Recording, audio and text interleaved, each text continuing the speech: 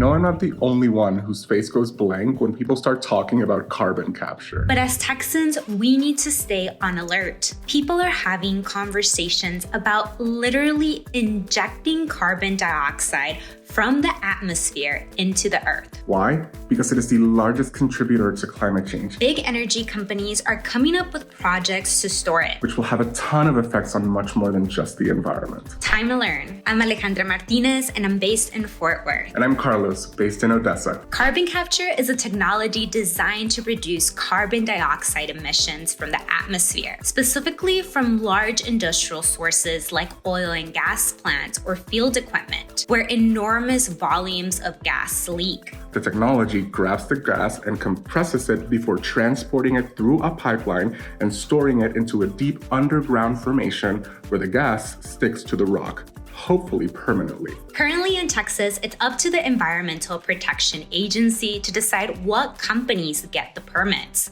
The EPA hasn't approved any of the 17 applications here. One Houston-based company is close.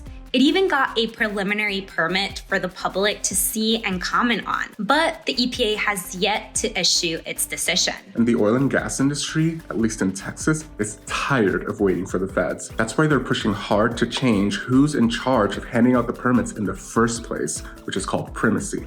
And that's what our story is about. Texas applied more than 2 years ago, and it's still in the first of 4 phases of the review. They have a long way to go. Meanwhile, 4 other states have already been authorized to start. The process was written in federal law so that states could eventually permit themselves, so long as their rules mirrored federal law.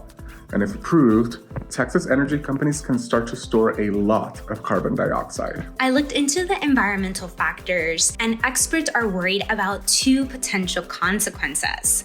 The first is the potential of increased seismic activity or earthquakes, which are already happening due to the injection of wastewater used to extract oil and gas. The other is potential groundwater contamination. What if this carbon dioxide leaks into our water supply, likely contaminating it? This could be the first time we start injecting CO2, but before the EPA makes its final decision, Texans have up to 45 days to share their opinions.